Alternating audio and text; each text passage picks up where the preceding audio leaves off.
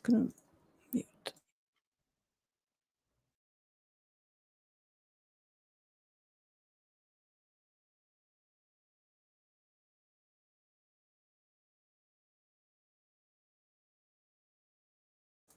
Welcome everyone. This is Wednesday, and that means that it's time for Neuro Wednesdays, where we talk about how our brains impact our trading decisions with Dr. Jerome D.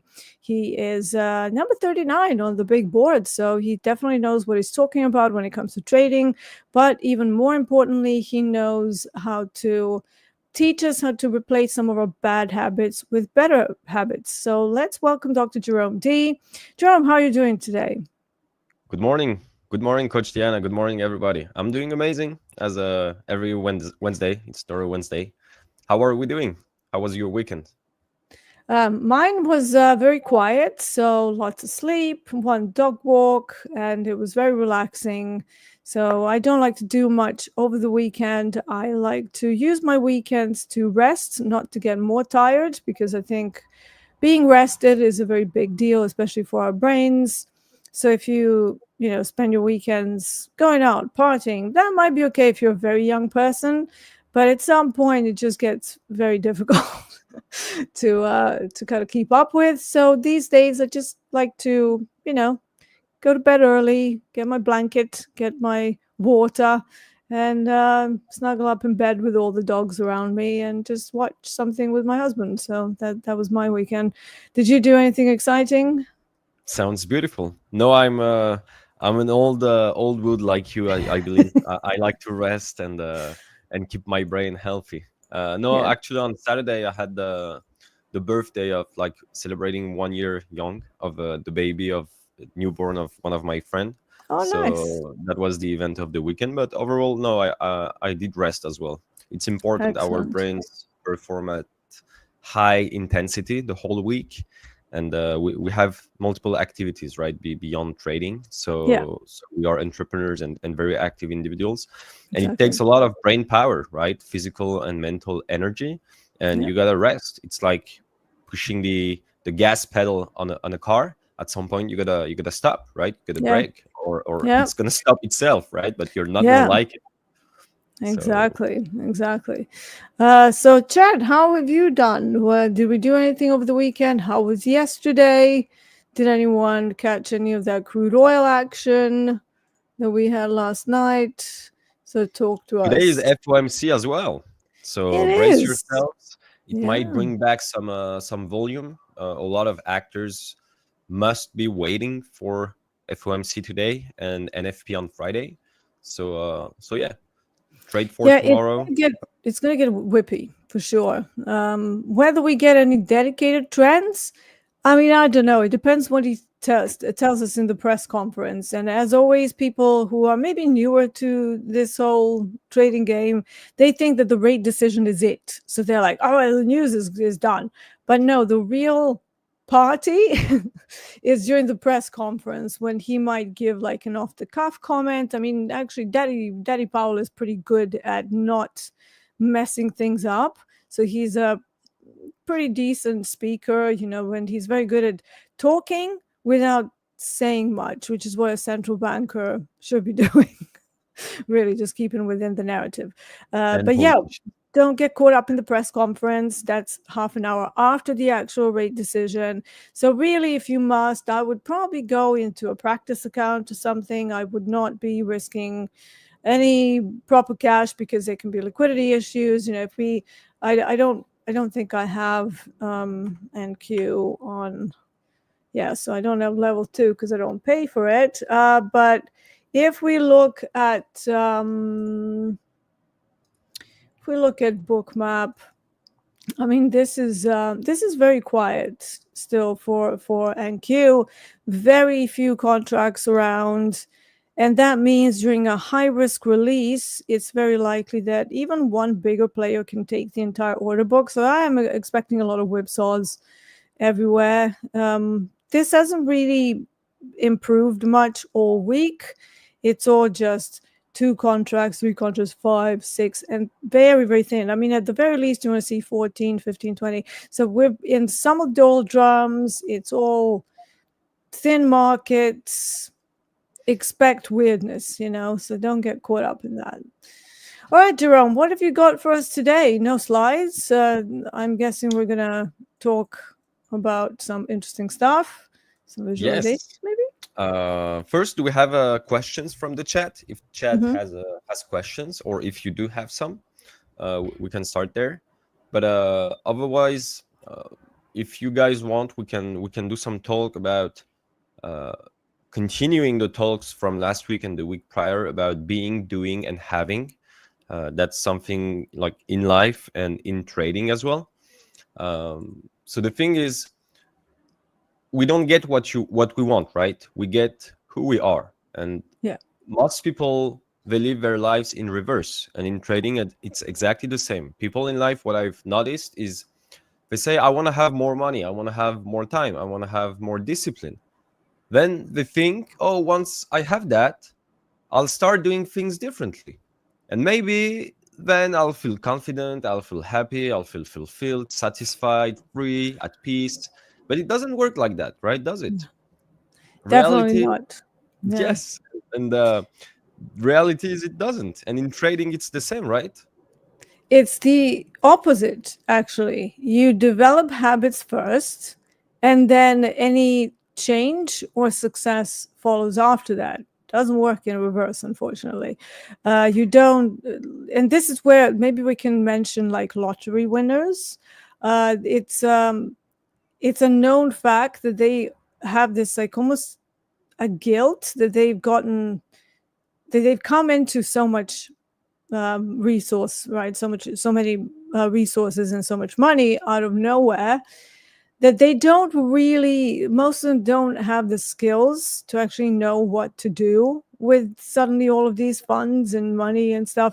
So a lot of them go completely off the rails. There's a lot of divorces that happen, and they're just not equipped to navigate this sudden new state. So anything that comes too quickly, you really need to prepare yourself and educate yourself on what you should be doing now. Now, obviously, a lot of us here are in trading to get more resources. And yeah, a few people do really make it pretty quickly, but it's usually because they already have some kind of an other transferable skill, like yourself, Jerome. You are still a new trader, right? You've been at this for 2 years. You've seen a lot of success, but it's because of your background as a doctor, as a physician, that you have all of these other skills that have helped you to control the psychological side that is arguably the most difficult part of being a trader. So, I want people to realize that it's not just like, oh, once I have money, I will do this. No. What are the steps I need to take in order to get there? What do I need to change? Okay, so it's a very, very interesting topic. Similar to people who think that if they get some kind of weird plastic surgery, that they'll be now happy with themselves, only to find that they're still the same people, that nothing else has changed. Yes, they might look a little different, but deep down, they're unhappy because of something completely different. So yeah, it's a very slippery slope, that. Exactly. Thank you for sharing. Actually, the parallel I thought about trading is not the same as yours, but yours is very much interesting because you made both. So you made the parallel for people who are not profitable and want to have before being, right? Yeah. And you also made the beautiful parallel of people who have, okay, but they are not yet. They didn't become the version ready to fit in yet. Yeah. And I've experienced it as well in the past, not with trading, but I've gained a decent amount of money, but I wasn't educated enough to put it forward, right? So guess what Mhm. happened? I lost it. I mean, not all, but I wasn't able to leverage it the same way I would be able to do it today. And Yeah, that's I because actually, yeah, go. no, Sorry. sorry, that's just because I wasn't the version ready. I didn't have knowledge or skills. I came from a pretty, let's call it affluent background. My dad was a very successful man, and he did put fairly good life skills when it comes to like money management and stuff. But at the same time, there was a point in my life where I sort of overshot that, and that I didn't know what to do. So I started doing stupid things, like we started spending money. We started, like, it was Amazon deliveries, like, as if it was Christmas every day. It was crazy. And I mean, we're not that different now, to be honest, but we are kind of able to put the brakes on some spending. And then, we did expensive vacations, holidays. Yeah, so it was interesting. And then I got it to a point where at one point it was just the trading income, and I don't think I was ready for that at that point, because it totally messed with my head. And it's the most difficult thing to just have a single source of income and still maybe not be there with your confidence level, and not even know how to navigate different market states just yet. Because at that point I was trading probably for about, I don't know, maybe about 3-4 years. And I didn't know that you could have another black swan event. I didn't know that the markets can go through extreme parts of low volatility.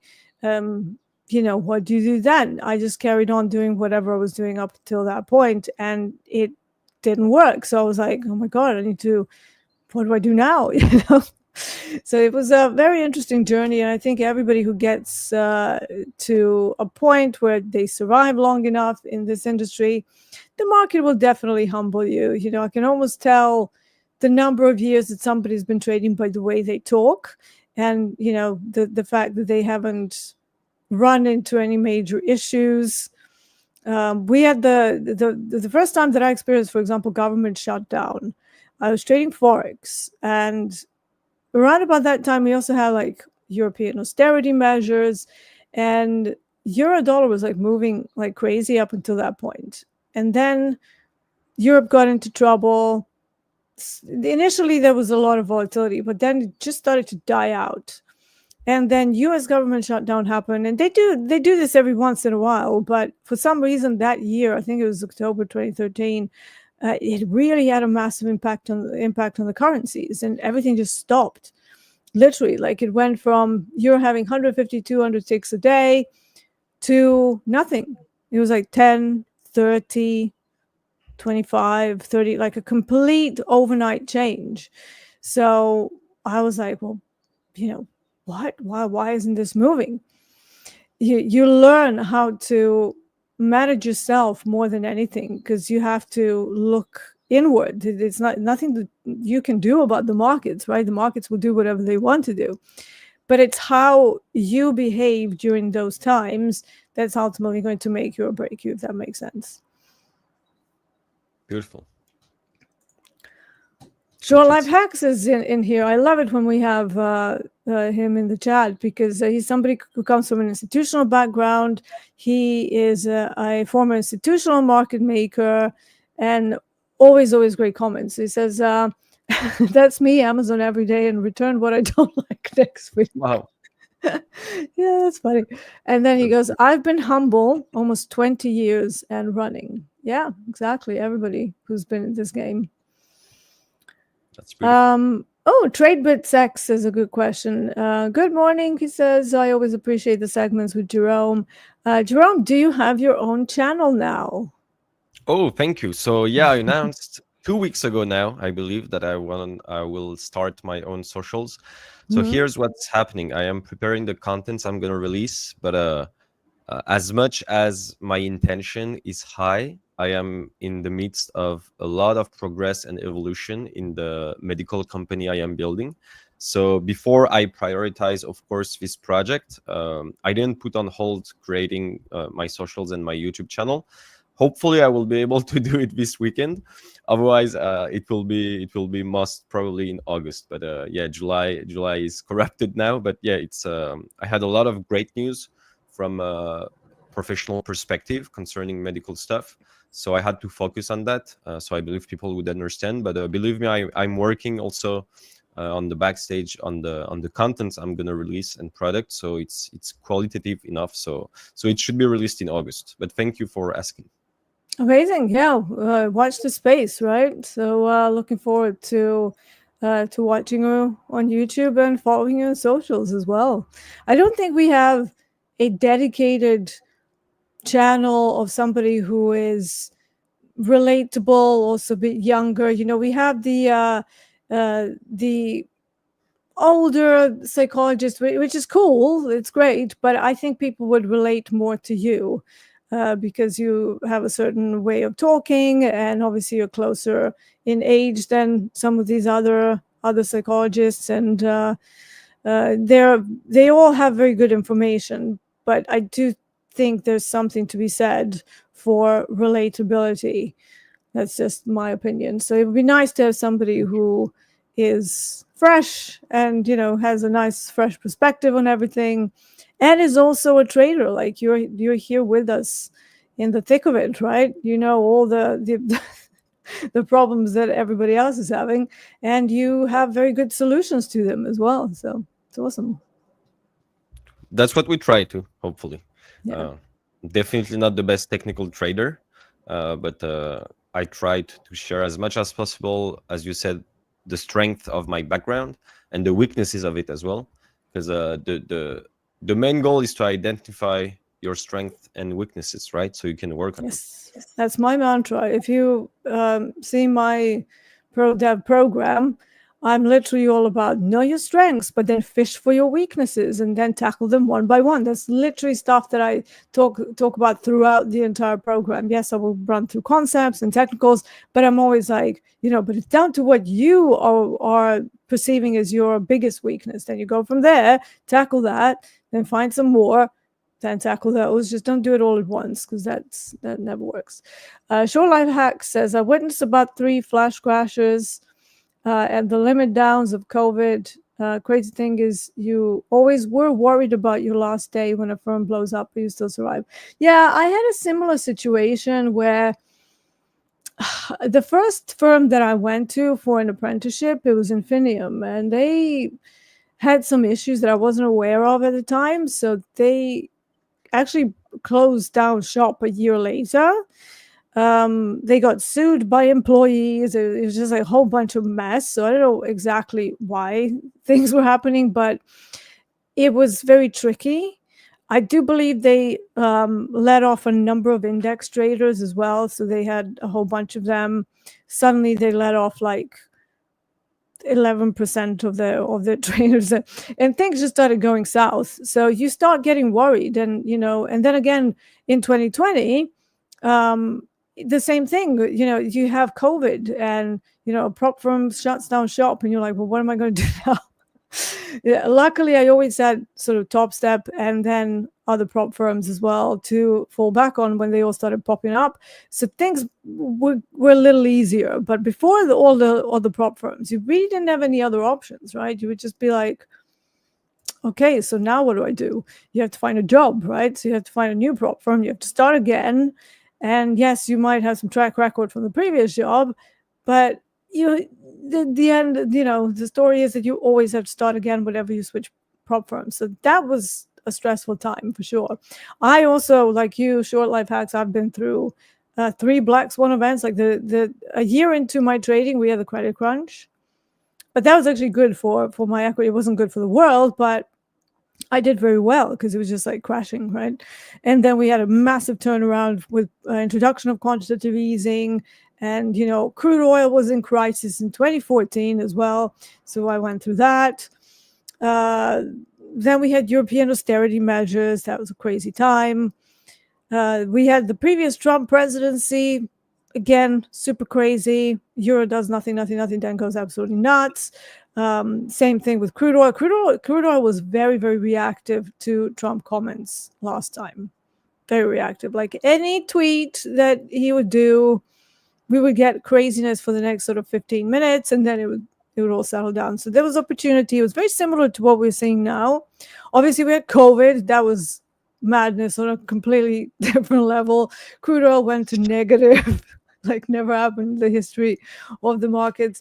And in fact, if you go through the Series 3 guidebook, like the study book, those books were written by people like, I don't know, 30 years ago, and they still haven't updated them. Even though they say, oh, this is our 3rd edition and blah, it still says futures cannot go negative. Like, it's just there as a blanket statement, and you're like, really, Yeah.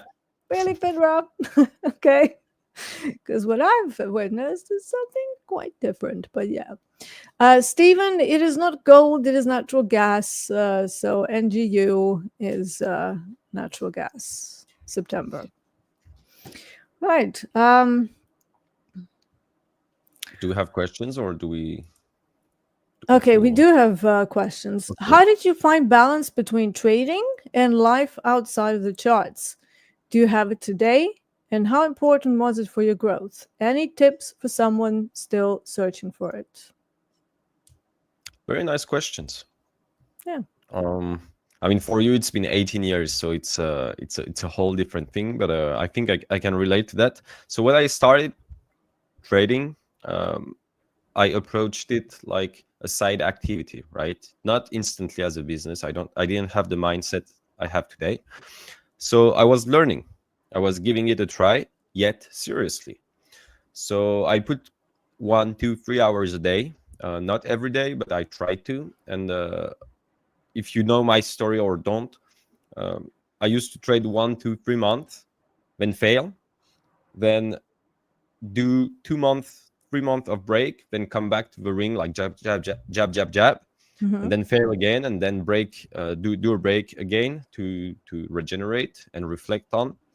And that's how I found the first the balance in my first year. So it was like a part-time activity that I was doing on and off. And then starting last year, I started to become more serious into my trading. And so I put more hours in, and I was able to find a balance between my personal and professional life and my trading sessions, my trading activity. And the more time goes, the more not only confident you feel, not only natural you feel in the activity, but also it feels not a side activity anymore, but it feels like another activity you have, another professional activity, because the more hours you put in, the more serious it gets. So the more serious it gets in your mind, the more professional it becomes. So the more professional it becomes, the more important it becomes, and etc. So I think the balance builds itself naturally, steadily, and progressively. And you should let nature and life do it, because you're gonna push it in this direction. If you try to force things, it most probably won't fit. What do you think about it? That's how it happened to me. I 100% agree. Yeah. So when I was still learning, I certainly wasn't sitting down to trade. I was sitting down to learn. So I spent a lot of time learning and then looking for real life examples of the concepts. It wasn't really until probably about 3-4 months into it that I actually decided to open up a demo account and to see how all of these concepts might work in real time. And yeah, so it's a good idea to limit your actual trading to a certain time window. And I actually do that a lot these days as well. And obviously I do these streams, and then I also trade in the afternoons, my time, which is actually my main session for the products that we have on Topstep right now. And then in the morning, that will be usually DAX trading, maybe a bit of copper in recent times. But yeah, generally DAX would be my whole thing. I don't sit here from 8 o'clock till 9 p.m. all day long, 13 hours staring at the screen. I have probably about 2-hour window in the morning when I will be looking for setups actively. Then I will try to do a couple of trades.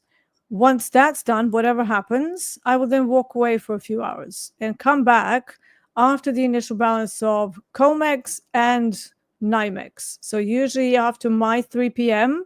is my next sort of time window where I'm looking for the next setup. If I can find a good one, I will probably do about 3 or 4 trades in that time window. And then I will have another break for like lunchtime or whatever. And then I will come back for maybe the last 90 minutes of the day usually for NYMEX. However, if I've already had a good day up until then, that's it. I'm not going to come back for the third time zone. So overall in the day, maybe I have 4 hours, split through the entire day where I'm actually actively trading. But apart from that, I do other things. I live my life. I, walk my dogs. I do gardening, pull out some weeds, jet wash the patio. So it's very important to find that balance between learning and studying, actual trading, and then life. If you're just sitting there watching at the screen for 8 to 12 hours a day, I would argue that that's not very productive. And I would actually argue that that's going to be counterproductive in the long run, because you're going to burn out quicker. You're not going to learn much.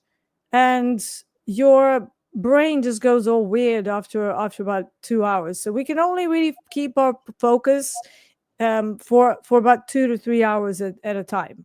After that, there's actually some studies about this. You can maybe back me up. You probably know a lot more about it. But just from a layman's point of view, I like to kind of follow things along. Excuse me. Just going to clear my throat.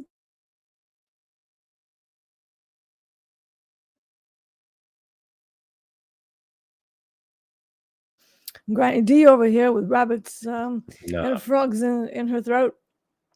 Yeah, so the mental capital is actually an exhaustible resource. So after about 2 to 3 hours, your attention span is not as good. The decision making degrades, and you just start doing stupid things and imagining things. You know how Hogue always says, if you're looking for a trade, you're going to find it.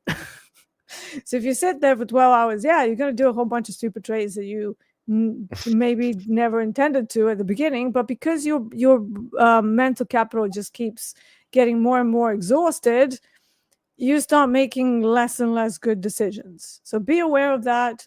Can you tell us maybe about some studies that were done? Because I know there were studies, but like I said, you know more about it. Studies about what? Thank you, by the way, for the mental capital being an inexhaustible resource. Oh, 100%. That's what we call cognitive overload. Right. And we spoke about it a couple of weeks ago. Don't know if you remember, but there's this concept about cognitive ease versus cognitive overload. And when you're cognitively overloaded, that is when you're so you remember that you have a lot of zones and areas in the brain, but you have the PFC, the prefrontal cortex, which delegates the whole execution and logic and rational processes, and you have the limbic system, the amygdala, ACC, PCC, so all the emotional components.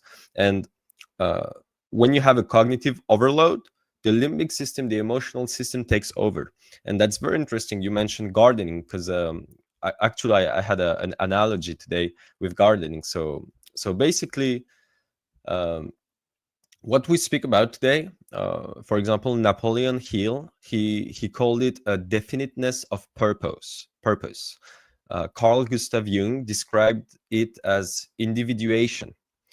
So it's the process of becoming more truly yourself. Let's put it this way. And also, it's what we call the compound effect. So tiny choices made by the identity you've assumed, created, built, rewired, accumulated over time, leads to massive transformation. So imagine your life like a garden, and let's say we all obsess over the fruits, right? Most people obsess over the fruits. So you either want apples or roses or oranges or fat stacks of cash, right? But we rarely ask, what kind of gardener am I becoming, or I am, and am I becoming? So am I consistent with watering and sunlight? Do I show up on the days where nothing seems to grow, or when it's raining?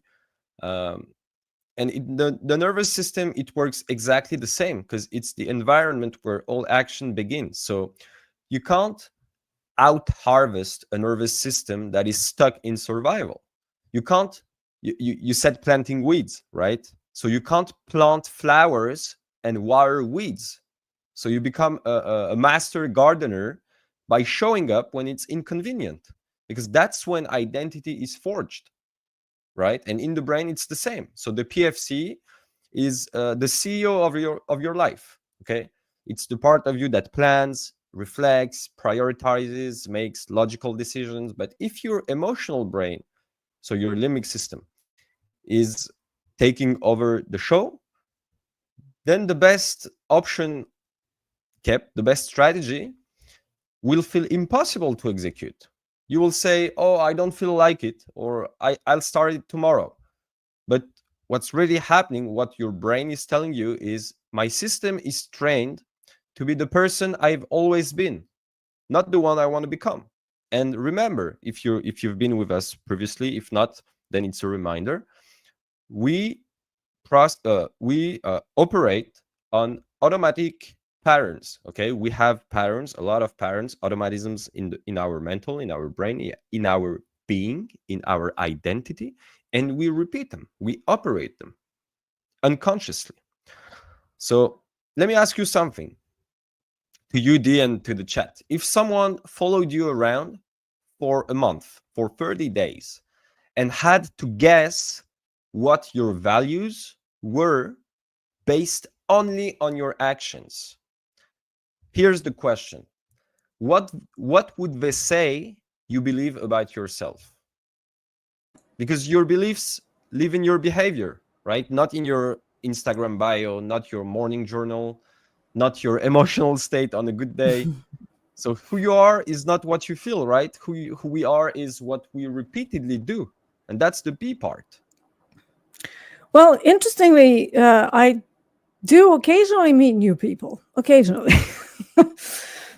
And they are almost always intrigued because I'm a little bit unusual. So I obviously have a few strings to my bow, and I used to be a musician. And then whenever I'm meeting new people, I usually have friends who have known me for a very long time. We're talking like 15, 20 years, maybe even longer than that, 25, 30 years.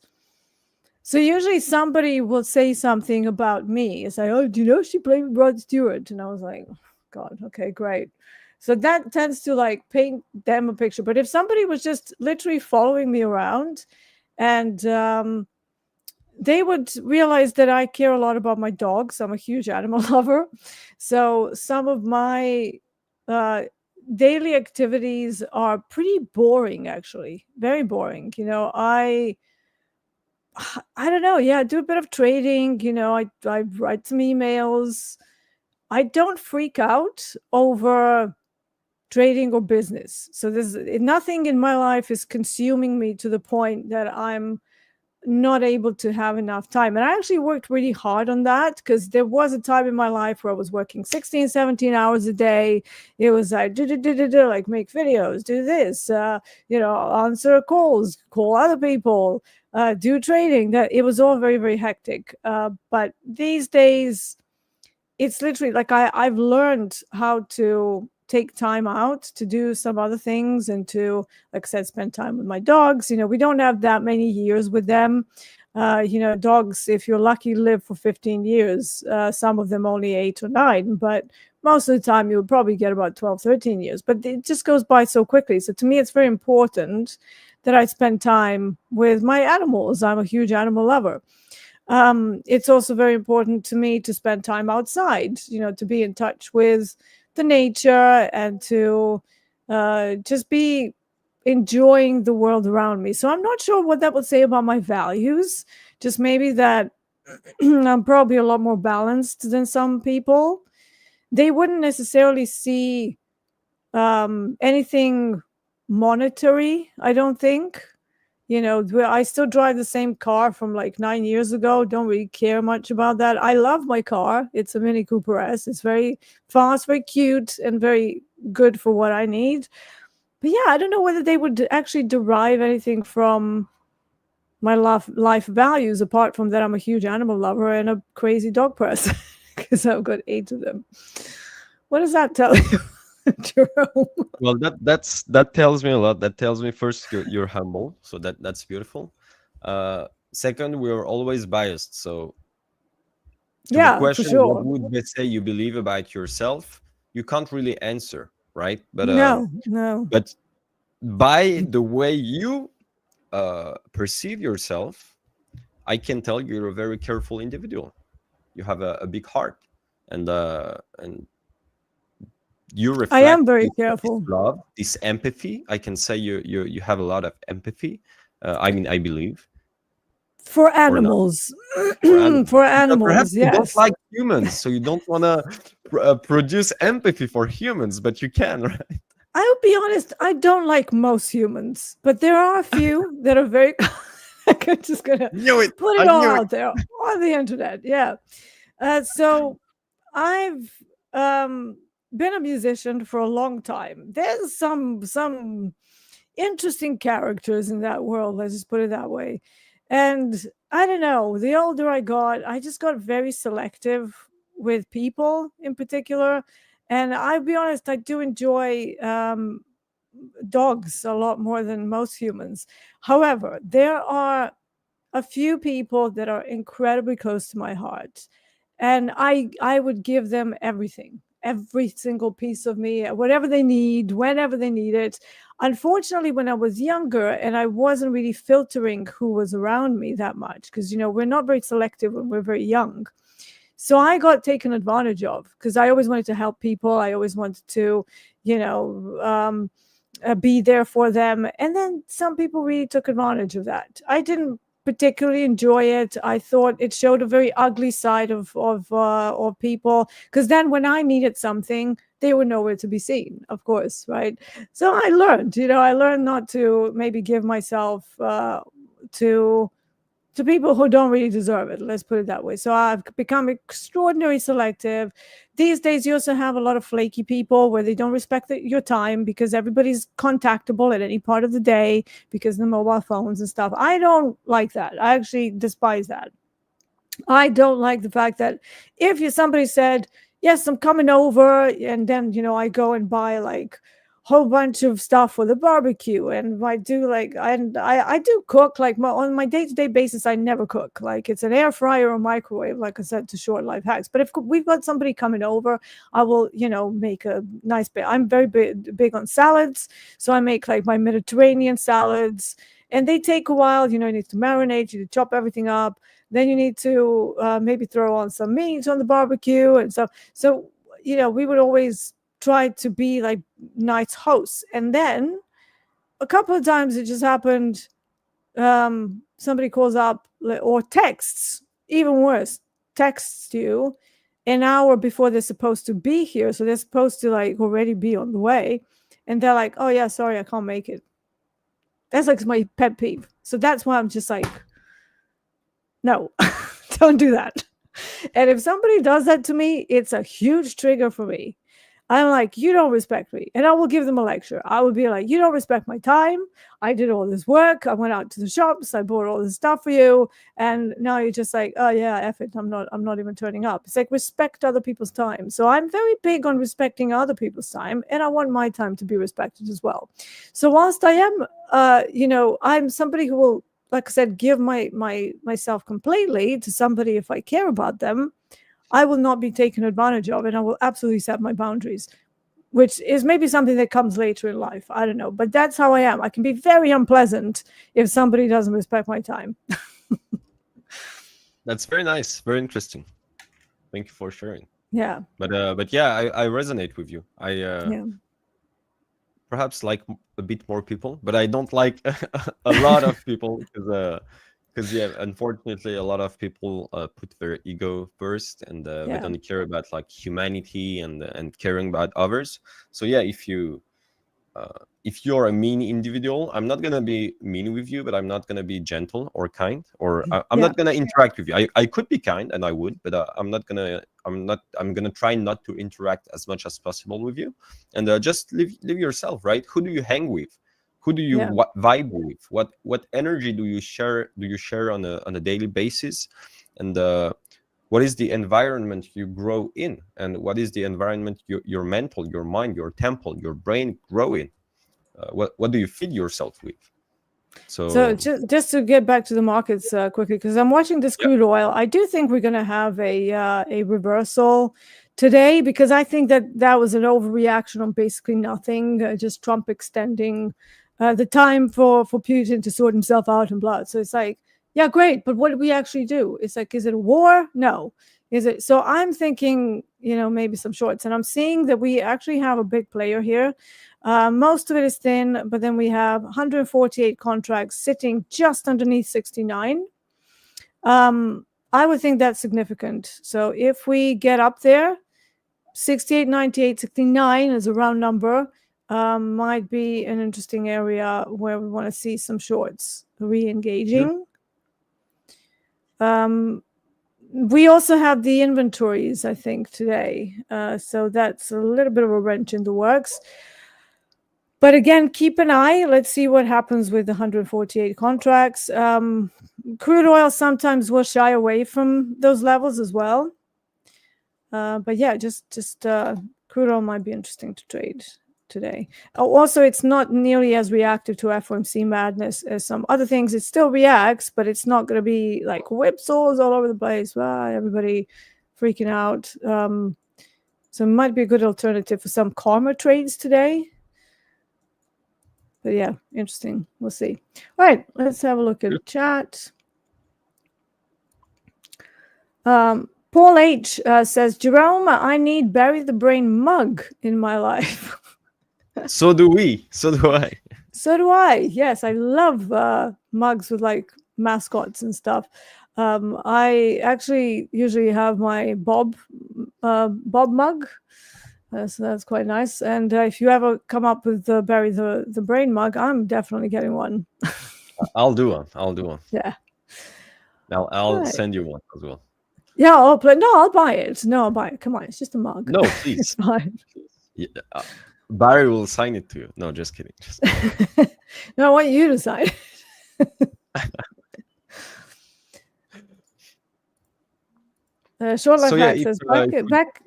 Yeah, go. Sorry. No, if we don't have any question, I was about to follow, but go ahead. I'm just looking to see whether we do have any questions. I don't have Short Life Hacks. Back in the day, a lot of the prop firms in Chicago and NYC had poker tournaments in Vegas and Aria. Oh, I love Aria. We stayed there for our wedding/honeymoon. Everyone was an avid poker player. Yeah, I think there's definitely parallels. I personally don't really enjoy poker, probably because it's like too many people. Like you actually have actual individuals that you're supposed to read. I don't enjoy that. But yeah, each to their own. Short Life Hacks also said it's like the markets, but more controlled and predictable. There's limits in Hold'em that are more confined than the markets, so you translate your unbound abilities in the markets to the poker tables. Yeah, I mean, we see Rips doing that, right? He's a very good poker player. Like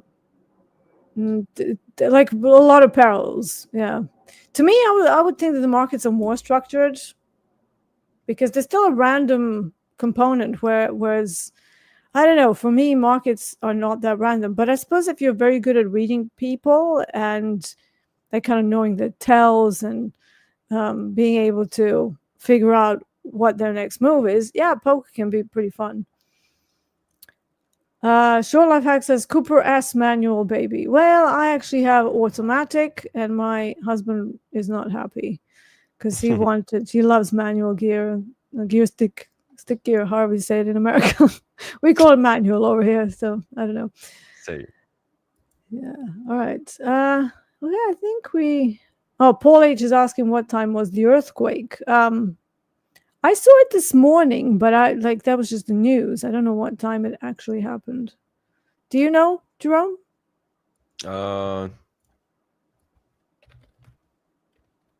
No. Yeah, Paul H says, I see gold reverse strongly at about 1 a.m. UK time. Yeah. That might have been. It was 1 hour ago, I believe. No, wasn't it? Yeah. No, 7 hours ago. 7 hours ago. 7 hours. Right. Apparently. Yeah. Prayers to Earth, to everybody. It's terrible. Yeah. it's really horrible when those kind of natural disasters happen, because you can't do anything against them, and they are absolutely terrifying, and you know. Exactly. So yeah, there's something used if you want to follow in neuropsychology and in Yeah. psychiatry and in mindfulness that we call the split between the mind and the self. So we have multiple selves, but if we want to call the self, it's in itself. Carl Jung spoke of, and many others, of the shadow, right? The parts of ourselves we avoid, we suppress, we deny. And most of our sabotage, in trading or not, it doesn't only come from lack of knowledge, it comes from internal conflict as well. So it's what we call identity fragmentation. So you know what you should do, whether it's trading or something else again, but another part of you, the older wiring, the automatic pattern, the fearful voice pulls you back, right? And tells you that blah, blah, blah. Imagine if blah, blah, blah. You can't do it. Like these voices, right? So in the brain, again, we call this the battle between the PFC and the limbic system. So the prefrontal cortex, values, logic, vision, and versus the limbic system, ACC, PCC, amygdala, emotion, safety, threat. So the reason most people stay stuck is not only because they are lazy, right? We know lazy people and we know they are stuck because they are lazy, but it's also because they haven't learned how to regulate that internal fight, right? So one of my mentor used to tell me, to become the master of your outcomes, you must become the witness of your impulses. And that lead us to awareness, right? Self-awareness. So you don't need more motivation. Remember, motivation is a very, very, very ephemeral emotion. It can go up and down. You're going to pay 5G to go and see Tony Robbins during a weekend. You come back home, you get a phone call, you got a bad news, and then your whole motivation is down, right? So you need more awareness of the moment just before the old pattern kicks in, because it's going to kick in, but you need to know how to regulate it, like a professional athlete being able to react very fast to what's unplanned, or an astronaut, or a surgeon. Let's say you have a complication during a surgery. Do you think it's like, oh, let's make a meeting to assess the situation? No, you have less than 1, 2, 3, 4, 5 seconds. If you have a coronary section, for example, you have less than 5 seconds to react, right? You know exactly what to do.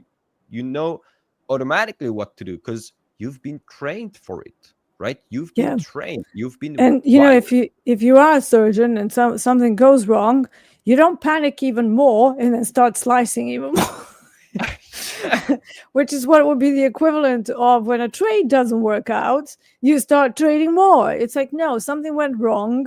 Whether you were wrong or the market just did something unexpected, it doesn't matter. It's still, a loss. But what you do after that loss is what really matters. Are you going to lose yourself and just keep, give in to your impulses? Or are you just going to go, all right, shit, that happened. Right, let me reassess and see if I can sanitize something.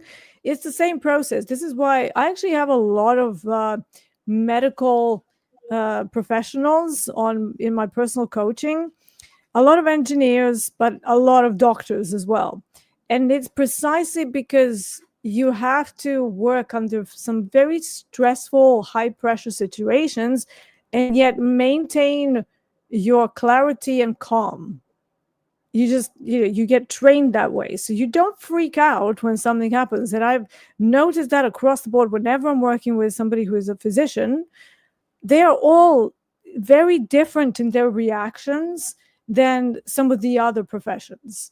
And it's like their reactions is like, oh, okay, well, I lost the trade.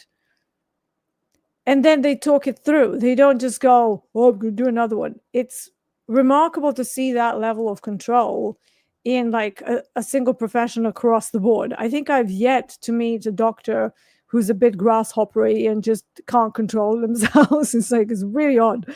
But it's because of the training, right? It's because they are trained to be cool under pressure.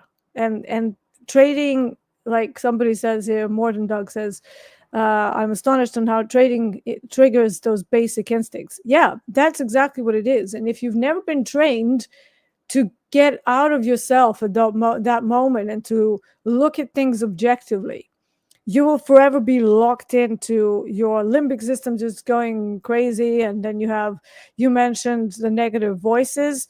They're the inner critics. They're very bad for us. It's like a little devil on the shoulder going, you suck. You don't know how to trade. You're terrible. But the way to get around that, at least that's what I was told, to try and put that voice down in volume in your head. But I actually have another trick. I made it sound like Beaker from the Muppets. I don't know whether you know. Maybe that's a little outside of some people's times.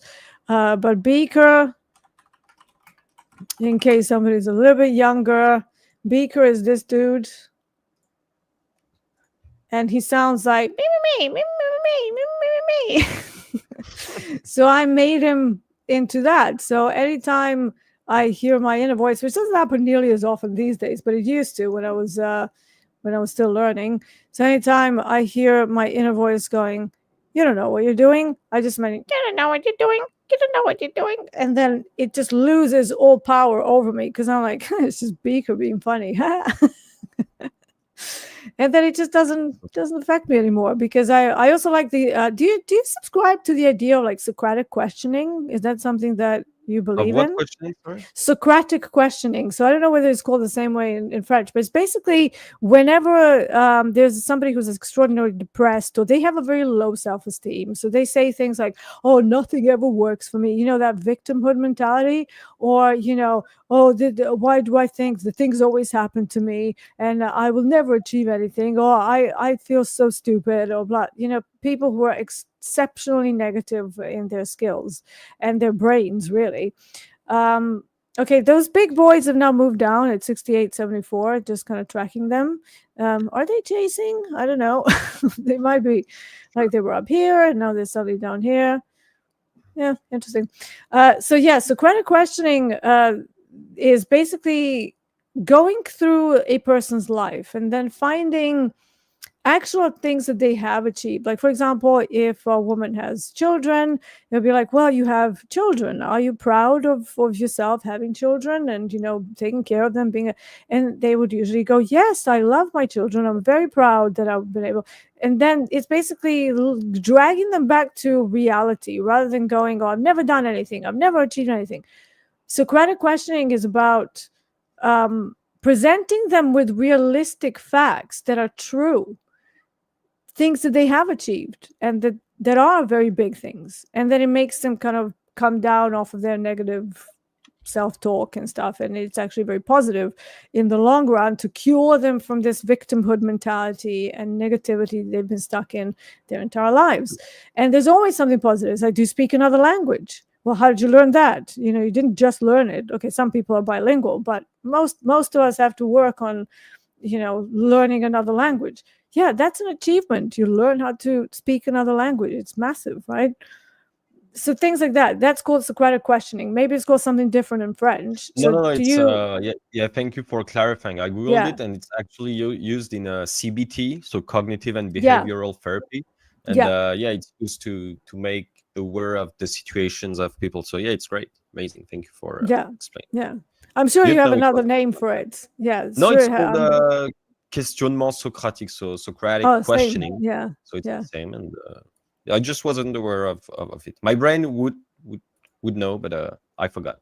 Yeah, no, that's fine. Again, I'm a bit of a geek when it comes. Like, I'm not a doctor or anything. I'm just somebody who's extremely obsessed with psychology and different ways to kind of control your brain. And over the years, clearly, I've just absorbed some things that because I've never been. Yes, you're welcome. Yeah, I'm just a nerd, basically. Let's just call it that. Call it what it is. No, you just don't stop learning. That's not being a nerd. Yeah. Well, I think otherwise it's a good thing to be a nerd. I'm a nerd as well. But it's a good thing. Yeah, I think nerds are cool. So that's my story. I'm sticking to. Jope. I'm probably butchering your name horrendously, but he wants to know, do you know the book The Power of Now, Eckhart Tolle? It really changed my life completely. Oh I wow! do Do you know not. this book? Oh, beautiful. No. So in French it's called Le pouvoir du moment présent. So Eckhart Tolle is a beautiful author. Thank you, Joe. I don't know for this question. Actually, I remember I passed 2 extra degrees this year. I mean, one training and one proper degree, university degree, and it was meditation and neurosciences, integrative approach in healthcare. And we had to do a presentation at the end of the degree, and it was like the exam, right? So you need to present an article or a book, and that is the book we presented. So we were we were in teams of 2. So that is the book we presented. It was in March, so it's quite recent in my head. So basically, it's a beautiful introduction to mindfulness. What is mindfulness? What is the present moment? So I often say, I mean, we say depression is living in the past, being stuck in the past. Anxiety is being worried about the future. Yeah. Live in the present moment. And this whole book is about that, is about understanding the power of now, why now is important. You'll always hear me yell now, right? So don't want things now, but change now, right? And this whole book is about that. And he also wrote practical meditations and programs in another book. So this book is like the theory. Okay, you have practical invitational tools, but it's not a practical book. It's a beautiful book. Yet if you want to practice, you're either gonna download my app in a couple months or buy another book from Eckhart Tolle and practice. But yeah, thanks for sharing, Joe. It's a beautiful book. Yeah, I'll have a read. I'm actually a huge supporter of not carrying too many things from your past into your present life. And I'll tell you why. I live with 8 dogs. They are extraordinary creatures when it comes to adaptation to whatever hits them. It doesn't really matter, right? It's because they don't have they definitely remember stuff. They have memory. I've known some of them that have had traumas, so clearly it does affect them. But once they are sort of happy in the now, it's almost like they don't care what has been, and they're only focusing on the now. I think that's such a superpower. If you can develop that as a human, you're going to be so much better off. Because, like, what is the point of worrying about things that we can't change? In trading specifically, you had a sucky day yesterday. You can't change it. So it's like, why would you spend all of your energy going, oh my God, I messed it up yesterday? It's like, so it's fine. It's a new day. Why don't you see how you don't mess it up today? Learn from it, but don't let it weigh you down. And whatever happens to a dog, like, for example, my oldest dog at the moment, Leonard, he's a King Charles Cavalier. He's doing pretty well. He's going to be 13 in September, which is like, for a Cavalier, it's like ancient. It's really ancient. He got deaf almost overnight about 2-3 years ago. We didn't even notice. He was like, fine, he was fine. And then at one point I noticed that he's sleeping a little bit deeper. So I tried to test it out to see whether he's actually deaf. And at that point, he was probably about 70% deaf. So if you were like shout at him really loudly, he would sort of go, oh, are you calling? Were you calling? Or when the others were barking. But generally, over the last sort of 2 years, he's completely lost his hearing. Like he's like deaf as a post. Ears are there, purely decorative. Right? But the way he adapted, he works on hand signals. He feels the vibrations of the floor. He looks at other dogs in the house for like whatever's going on. He doesn't miss out on anything. Like, it's absolutely mind-boggling how much a dog that wasn't born deaf and lived for like effectively 10, 11 years not being deaf, he's just not bothered. And obviously they have noses, so that helps. They experience a lot of stuff through smell rather than through, hearing and eyes. But still, like, something to take away from that. Whatever happens to you, if you can't change it, aim to make the current moment the best that it can possibly be, whatever's going on. And that's how I try to live. I always say with my trading, I've trained myself to be a lot more like Drew Barrymore from 50 First Dates. If you haven't seen that movie, it's a funny movie. It's like a rom-com, but it's got Rob Schneider in it, with like playing this really funny character called Ula. It's a funny movie, but basically the premise is that the girl has a condition where she cannot retain any memory past the 24-hour period. So when she goes to sleep, whatever happened the previous day, she will not remember it. And it's as a result of this car accident that affected her like temporal lobe or something. And I'm a lot like that, right? So even if I have like not such a great day, I don't carry it into the next day. I'm just like, well, okay, it is what it is. Let's just take whatever the new balance is, base the positioning on that. Yesterday did not happen. Let me see how I can make today better.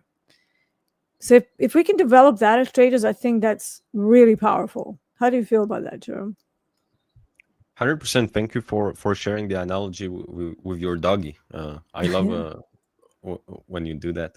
And yes, as well in trading, it's the same. We often say one of the best skill to develop would be to reset every single day behind your trading desk, trading station, right? You come up, whether you had a big loss, a big win, a small loss, a small win, a break-even trade or no trade the day prior, approach the day as if it was your first and last, right? And always trade for tomorrow. So keep up with the process and try to stay in the present moment and remain as much unbiased as possible. Yet don't fall in the trap of FOMO, fear of better options, or analysis paralysis, right? It's always the balance between not doing and doing too much, right? You got to find the sweet spot. You do a little bit, yet you don't do nothing, and it's enough to generate profitable results, right? And or significant data, right? Remember, when you build your strategy, you look out for data, you chase data, you seek for data. So whether you win or lose, that's not the goal. The end goal is to gather data. How much data have you gathered yesterday? How did it improve your strategy, your execution, your technical and mental sides? At the end of the week, do you reflect on how much data you gathered, how it improved your trading? What did you learn about your strategy? Or perhaps you don't need to improve anything. You don't need to assess anything, right? You just need to make things better. But you need to reflect, right? Every single high performer individual, whether it's in trading or not, they reflect daily, weekly, monthly, quarterly, weekly, yearly. Sorry. So you gotta reflect on that, of course. Absolutely.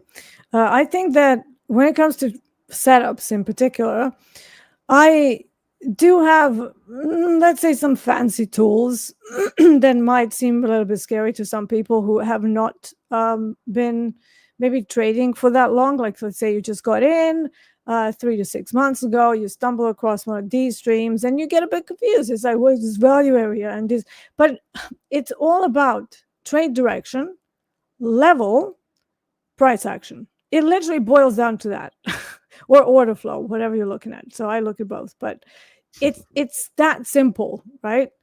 I don't want to say, oh yeah, it's easy. It's not easy, but when it comes to defining setups, that is the only thing you need. What is the direction that you want to take at this particular level? Do you have any cause that other people are looking at the same thing? So price action or order flow. If you boil it down to everything that I do, it's literally to define those three major components. That's it. So it's not exactly rocket science, but obviously because you can have an infinite combinations of what could happen in the market, and then you can have this level, then you can have that level, you can have that. But ultimately, it's either going to go up, down, or sideways. That is it. So if you can figure out the direction out of those three choices, then if you can figure out which levels work for you, your only job after that is to make sure that there's some sort of order flow or price action attached to the same idea of the direction you want to take. Do you want to be a buyer or seller? at that price point, is there somebody else looking at it? Because we need somebody with deeper pockets to push the markets. We're not going to be able to do it. So yeah, that's it. It's not, it doesn't have to be complicated, but I think the situational awareness of what is the right thing to do at a particular part of the day, that's the difficult part. And then throw in all the psychological crap that we've got up here, excuse my language. It's a disaster waiting to happen. And then instead of one attempt at one level, if it fails, you leave it alone. What do people do? Oh, I'm going to get it back. So they do 2 trades, 3 trades, 4 trades. Oh, none of that worked. Let me try flipping to the opposite side. Now you're flipping. So you're letting go of the idea that you said initially, oh, I want to be a buyer at this level. So now suddenly you want to be a seller. Why? Because it's your fight or flight taking over. You're freaking out and you just start unraveling. So if you can stop that, then you're on the way to proper control and actually coming up with a strategy that will work for you. Whoever's doing, one trade, then you lose, and then you start doing another one. That's not a plan. That's letting your limbic system just take over, and you get swooped away in that wave, and you're not controlling yourself at all. 100%. Thank you for that. And that is connected, I believe, to something we often say. And we mentioned that with Dr. V last week as well. By the way, how did you guys follow in the chat last week's session with Dr. V? How did you find it? Yeah. Please share in the chat. But yeah, discipline is boring, right?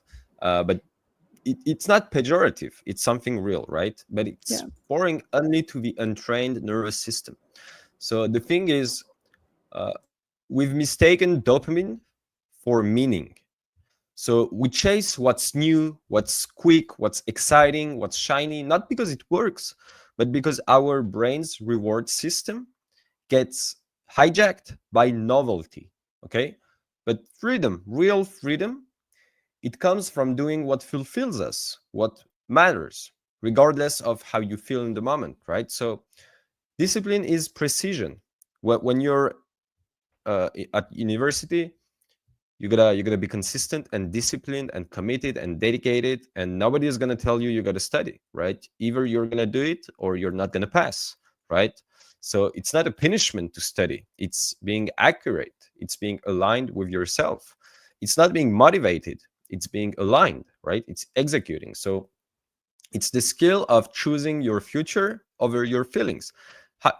How many times my friends back in the day used to be on holidays or used to hang out or party or just go on holidays, and I clearly remember I said, no, I gotta study, no, I gotta study, no, I gotta study.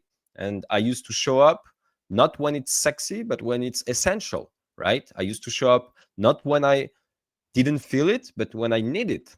And every time you do that, you teach your brain something very powerful. You teach it, I am not my thoughts, I am not my urges, I am not my fatigue.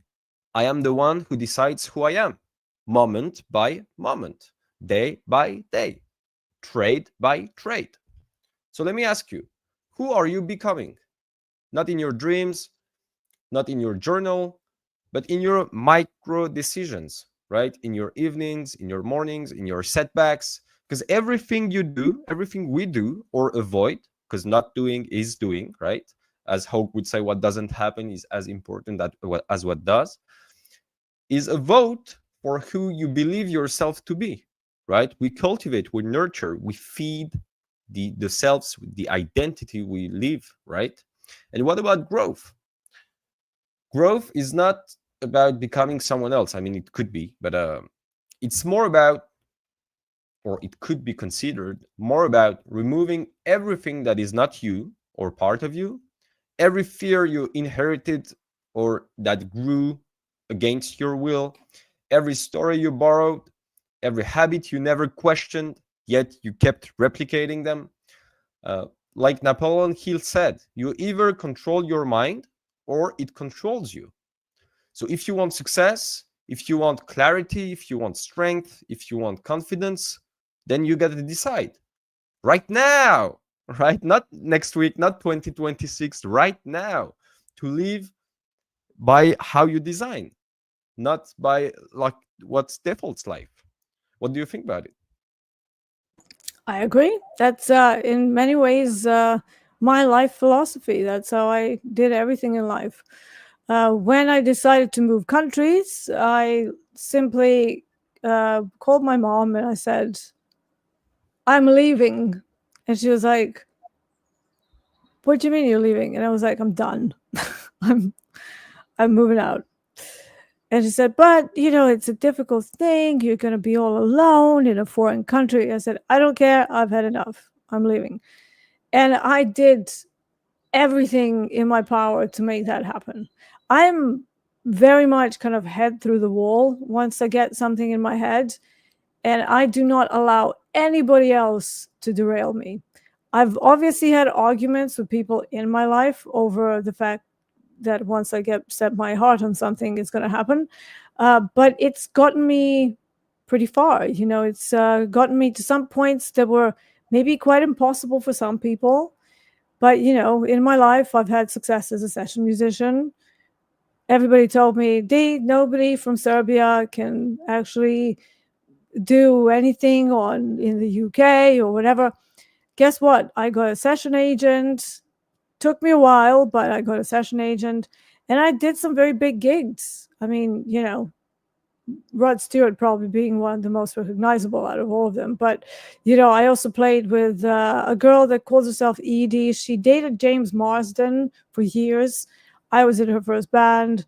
And her dad was like very rich and stuff. It's a bit of a weird story there. But yeah, she always wanted to be like a singer, a musician, whatever. And she also had ways to make it happen. But for me, it was literally do everything in your power in order to get there. So not just sit. Some people are like, oh, law of attraction. Yeah, law of attraction, but you can't just sit on your bum waiting for life to happen and then complain that nothing is happening. There is action that needs to follow the thought process. It's like, well, I want this. So set a goal for yourself and make it a measurable goal. Don't make it so impossible that it kind of is like, let's say I want to become an astronaut. That's never going to happen. I'm too old. I'm too short. I've got certain health issues. It's not happening. So I can't, that's way out there. But if I said something like, I want to create, let's say something that would be reasonably okay, but achievable for most people. Let's say I want to be making $20,000 a month. What do I need in order to do that? How many accounts would I need? What sort of capital do I need? What sort of budget do I need to achieve, to set aside for that? Most people go into buying combines without any reference to budget, and yet they're not really in a good enough financial spot to be able to just kind of throw money away on like endless combines. And now obviously there's a restriction on how many you can get. So by putting a plan in place, breaking it down to those smaller steps, you will achieve something that seems impossible for most other people. But don't let anybody else in your environment tell you that, oh, well, what do you mean you're suddenly going to be making all of this money? It's like, well, it's possible for certain people, so why not me? You need to have that sort of a mindset. When I was a kid, I saw the gymnastics when I was like 4 or 5, got totally obsessed with it, and decided that I was going to become a gymnast. Lo and behold, yes, I was made out of rubber when I was little. But by the time that I was 9 years old, I actually got drafted by the Olympic team that was supposed to be the future Serbia, or former Yugoslavia, as it was known then, former Yugoslavia gymnastics team that was going to take part in the Olympics in 1996. Unfortunately, the country fell apart before we got there, but I was literally training for it. And yet, right before I got in, when I was like 7 years old, tiny little child going, I'm going to be in the Olympics. Everybody was like, haha, yeah, sure you will, kid. Everybody laughs at you, right? Because in their heads, for them, that's impossible, but it doesn't have to mean that it's going to be impossible for you. However, action needs to be put in place before you can achieve extraordinary things. And you have to believe in yourself, because nobody else will. Maybe some people will have supportive people around them, but for the most part, doing something outside of the norm, you push back on all of the other people's dreams that they used to have, but they never acted upon. You know, some people really want to have a business, but they're really stuck in their 9-to-5 job, very unhappy with this dream that someday they will have a business. It's never going to happen for them. Why? Because they're not putting the steps in place. They're just dreaming and not actually doing. Does that make sense? 100%. Yeah, if you start me on the law of manifesting, or not only attracting, but yeah, manifesting, it's a very interesting and lovely topic. But the question that remain, and that is to me the foundation of getting what you want in life, okay, and that is completely linked to the session of last week, is are you obsessed enough on your goal, on your vision? So first you need a clear vision, and all you mentioned, so self-belief, self-trust. But the thing is, if you look at anybody who realized the high performance, not only about trading, but I perhaps this doesn't relate as much as in life than in trading, but it does. So you got to be obsessed with your goal, right? You gotta wake up with your goal. You gotta sleep at night with your goal. You gotta eat your goal. You gotta breathe in your goal. You gotta drink water with your goal. You gotta be obsessed with it, right? So your will, your what we call your burning desire, is hot enough to drive you through the path, right? Because the path is going to be hard. It's not going to be easy. Nothing is. But the path is going to test you. The path, the journey is going to put you back to the wall. It's going to test your boundaries, your limits, your strength, your weaknesses. And if you keep it up, if you keep going forward and not hesitating, doubting is human nature, right? But as much as burning your desire is, you and I know this, D, right? But you can trust us. Nothing will stop you. Nothing will ever stop you. And time and experience will build you. How many success stories do you need from people who kept hard and smart working for 1, 2, 3, 4, 5, even 10 years? Perhaps more, some stories. And then they had tremendous success. What does that tell you? That tells you dedication, commitment, and longevity builds credibility, right? Do you think you become a lawyer in 2 years? Do you think you become a doctor in 2 years? Do you think you become an astronaut in 2 years? Do you think you become an Olympic champion in 2 years? No, you need to give it time. You need to give it foundation. You need to give it knowledge, skill, adaptability, flexibility, and then you become somebody else. You evolve, you grow, and then you receive, be, do, and have. Nice said. Yeah, absolutely. I mean, we have to be very honest with ourselves when we are on an unusual path that others around you may have not taken. And one of the complaints that I get from certain people, oh, my wife doesn't believe in me becoming a trader. It's like, who cares? Do you believe you can do it? Yeah, but my wife, what does your wife have to do with this? It's like, I never understood that, right? Yes, I know that you are in a relationship, you might have kids and you might have everything, but you're not doing anything to hurt them unless you're a degenerate gambler. That's a different issue and probably not for this discussion. But we're talking about normal people who are just trying to learn how to properly trade in order to bring even more resources. And they run into huge blocks around their own spiritual environment, right? There's like their loved ones don't believe them. But do you believe in yourself? That's the only thing that will ever matter. I don't know why people seek so much external approval from others. I never did that. I was always head through the wall. Dee does what she will do. and D usually makes it. It's just that she never does anything halfway, and that's how people always say about me. Whoever knows me, they're like, "Oh yeah, you don't do anything halfway, do you?" Even my old neighbor in the old house, um, we weren't too close. Like it's not like we were friends or anything, but we were. I obviously lived there for 20 years, so she kind of got to know what I was all about. And then I went into bodybuilding when I was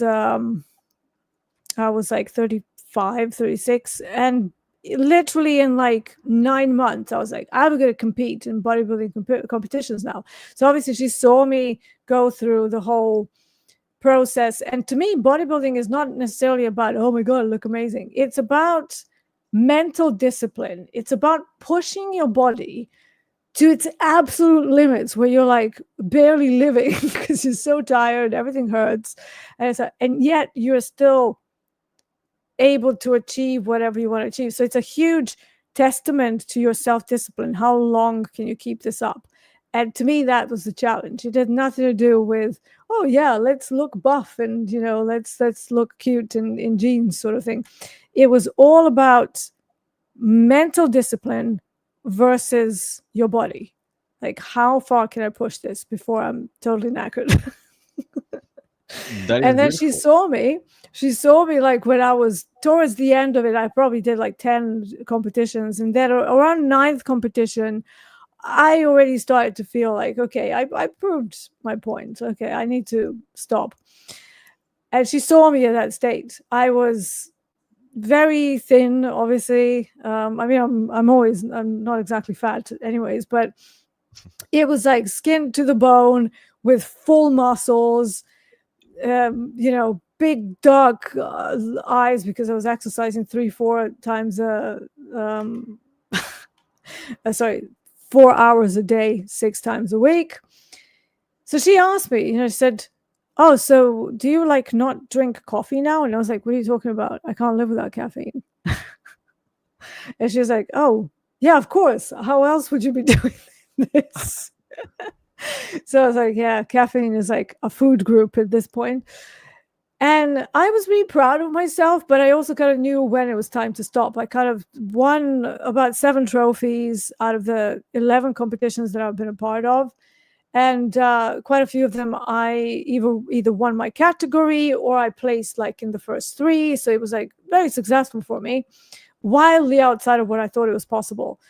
And yet now when I look back on it, it's just another thing that I can fall back on as an achievement and a reminder of what I'm actually capable of. It almost like fuels me to keep going further if I can. And I've had some of the health challenges in the last few years, but that achievement kind of reminded me how much I can really take as a on a physical level. And it's a hugely powerful memory to fall back on.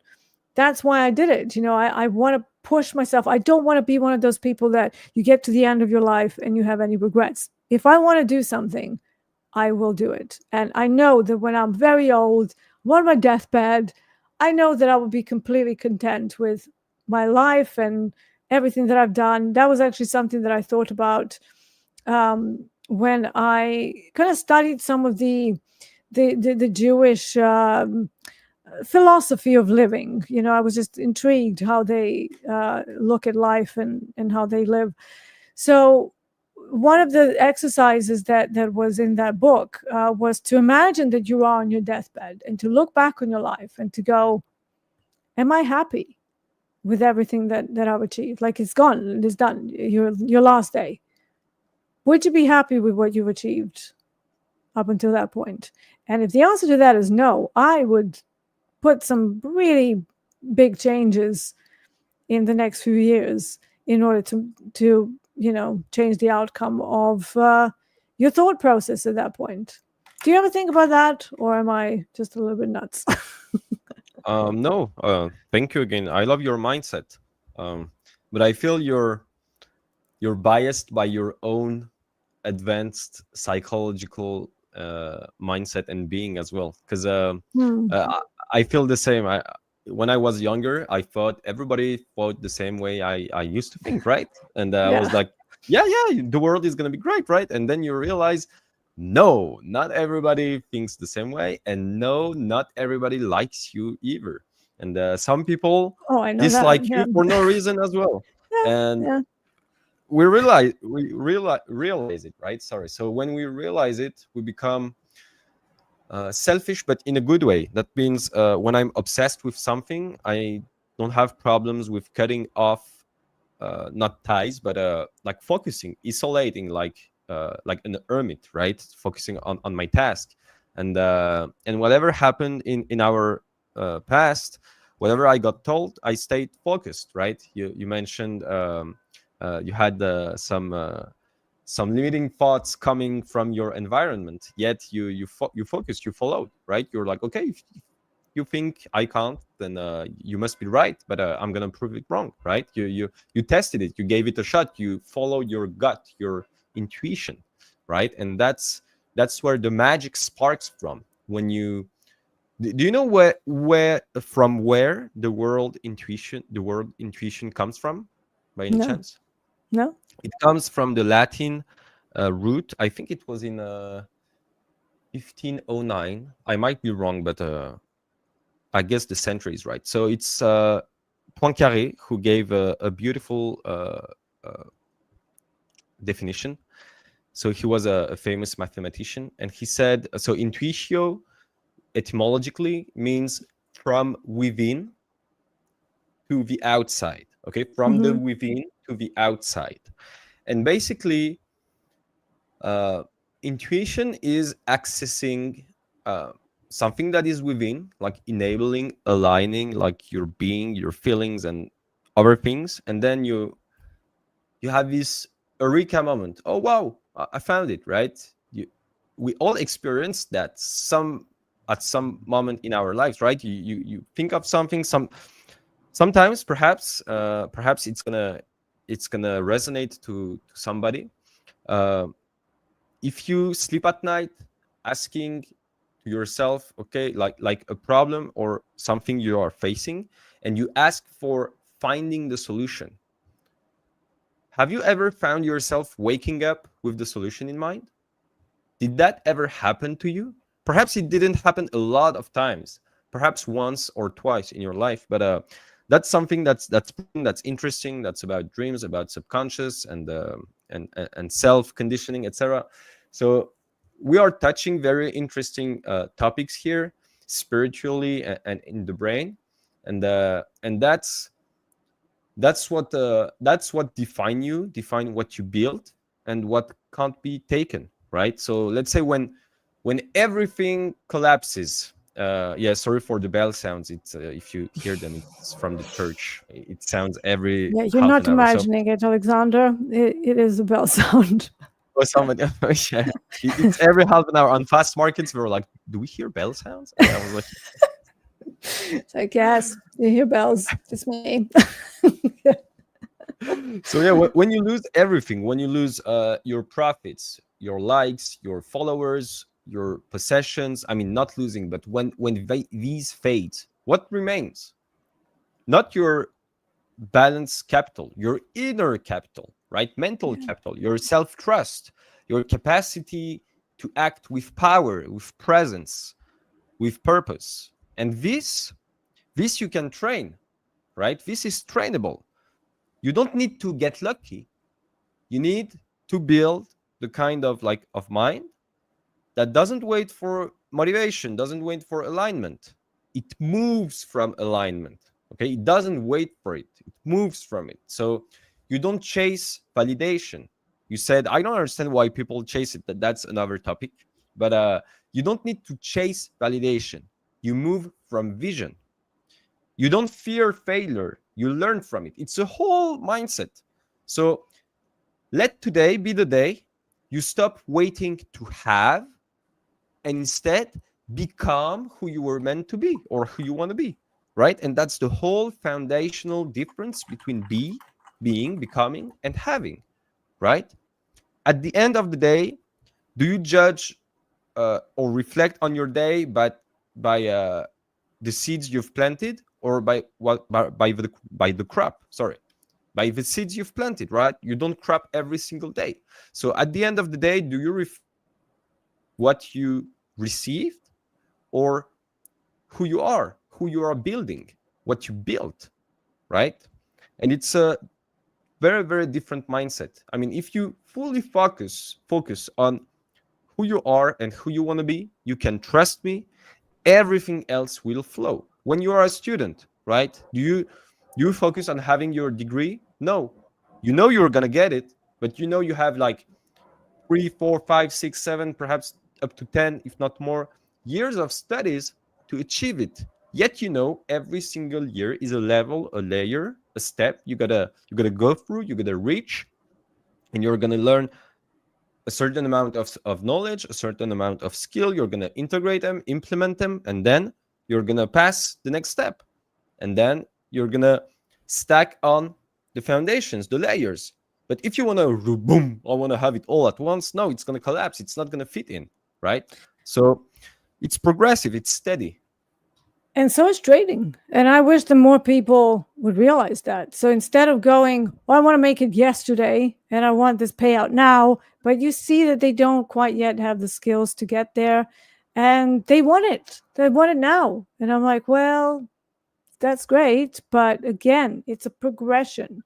Why not change and adjust your mental expectations, right? So instead of going, well, I've got to get that payout. I don't have long. I definitely, somebody's a little bit older, they want it even faster because like, well, I don't have time to learn. And I was like, well, then you're never going to get a payout. It's like, I'm sorry to break it to you, but if you rush the process, it's not going to happen. You have to just take it as it comes and maybe just say, okay, well, however long I've got for the rest of my life, I have time to learn. And as I learn, my skills at some point will enable me to get to the payout, to get to more cash, to get to more resources. I know it's not going to happen now. It's not going to happen tomorrow, but I'll just take it day by day, adjust that time period for the skill set to grow, just like as if you were at school, like Jerome said. So don't give yourself 3 months and then be horribly, horribly disappointed when in 3 months you still failed and you still broke your rules. Is that why? Because neural networks take time. They take time. Jerome will tell you. It's not going to be like, oh, today we create all these neural networks and they become extra efficient tomorrow and boom, we're there. It's a process. We're biological beings. And the more you are, like every day that you are practicing good habits, you're strengthening those new neural networks and then creating even more new neural networks that will help you to eventually achieve all of those goals. Some of us in chat, we have some very experienced traders and they're already there. But we've all been through this, ups and downs, trials and tribulations, but all the way through, we never stopped learning. We never stopped adapting. Otherwise, we wouldn't be here after all this time. We wouldn't be here. I'm still adapting. Every time the market does something weird, I'm like, does my system, can we absorb this? Like, is it robust enough to absorb whatever's going on? For the most part, it would be yes, but sometimes it throws you off, right? And then you have to be, again, using your critical thinking side to go, right, so what could be done here? I look at it as a problem. Every time something happens in the market, I look at it as a problem that needs solving, and there's always a way around it. Almost always, if it's moving. If it's not moving, then just go and I don't know, trade something else. But if there is movement, there's usually a way to take advantage of it. If you're just a little bit, flip the story around, see how you can maybe adjust a few parameters here and there. But it takes time to get to that point. It's not going to happen quickly. So maybe let's just work on adjusting the time frames required to become a professional. And unfortunately, in trading, you're up against other professionals. You're not up against, oh, he's on my level, let's trade together. And then, we're all just in a market. We're only beginners of trading, so everybody's making the same. No, we're up against institutions. We're up against market makers. We're up against algorithms, and everybody's thrown in the same soup to cope however they can cope. There are no steps to take where, this market is easier. Like some of them are, but they all still represent a huge challenge that you're up against all of these other professionals that have been doing the game for many, many years longer than most of us, right? And it's an ever-changing environment to make it even more complex. However, at the bottom, at the end of it, it's always down to how you will behave. It's not down to what the market will do. It's about what you will do next, especially if you make a mistake. And I don't mean, derail the account completely, but maybe you realized you entered a position when you should have really waited for your level, but you got a little bit excited and then you FOMO'd into a position. Recognize that. And then just go, okay, there was one mistake. I'm just going to wait now. So use that as an opportunity to grow your good skills rather than just giving into it and making all the mistakes. And then at the end of the day, that question that we should all ask ourselves, did I follow the rules? Is going to be no, no, no, no. That's very disappointing. But even if you have a bad day and yet you say, did I follow the rules? And you say, yes, yes, yes, yes. Did I trade the time of day that I designated? Yes. Did I use the right stop loss? Yes. Did I flip and flop around the same level? No. Did I stick to my daily loss limit? Yes. Did I stop when I decided I was going to stop after 3 trades? Yes. That's a great day. The outcome doesn't matter. You're working on your skill set. You're not necessarily working on the outcome, especially not in the early parts of learning how to trade properly. And then all of that starts clicking together. Then you refine your strategies, you refine your levels, you refine your skills of being able to read price action, and things start happening for you. But it takes time. It's the only caveat. Anything you want to add? I mean, no, time is your best friend. Some people want to be like a microwave. They want to put something, push on a button, and then be ready to have it, right? But, you gotta be right. You gotta be, do, and have. Yeah. So yeah, thanks for sharing. Very beautiful analogy with trading. Yeah. So I'm glad you like that. I love your microwave analogy. That's a very good way to put it. We're going to end it here. I'm going to remind everyone that my VIP draft is today. So I'm going to pop into fast markets towards the last half hour of fast markets. We're going to be doing my VIP draft. So yeah, pop in, say hi, see whether, you made it, or if you're not a part of the VIP or you don't want to be, just come and say hi and hang for like 30 minutes or so and see who's in my group. I'm very excited to see who's going to be in there, whether I'm going to recognize any names, and really looking forward to meeting everybody and being their guide to try and implement all of this knowledge and experience that me and Jerome are sharing here. And also, I'm a strategist, first and foremost. I look at system design. So hopefully I can help a few people to tweak some of their strategy flaws and to, move forward with their skills. So yeah, very exciting times, exciting 3 months ahead. I don't know what day we're going to be starting and whether it's going to be in August or whether we're going to have a little bit of time. So yeah, we still need to sit down and check out the dates. I mean, I'm hoping we can have like August to maybe hone our skill set. And then when the volatility nicely comes in September, we're going to have nice, good 2 months for season 3.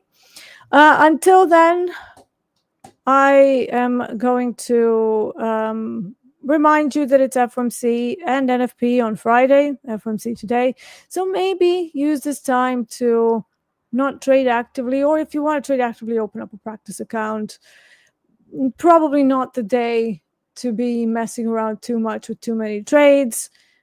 Get some popcorn. If you drink, maybe get a bottle of beer or something and just watch the show. Lock yourself out and see how they're behaving. Observation is just as valuable as actual trades. As long as you write them down in a journal, that's still data. All right, Jerome, any last words? That is beautiful. Thank you for caring about us, about everybody. Thank you for having us today. Thank you to the chat as well. I didn't have it open during the session, just popped it. But thank you for all the questions and the love and the care you showed. It's always a pleasure. So take care of yourself, and love the people that love yourself even more. Always my take. Beautiful. Have a great day. This was the Euro Trade with myself, Mark Stalker D, and Dr. Jerome. We will see you again very soon. Take care. Bye-bye.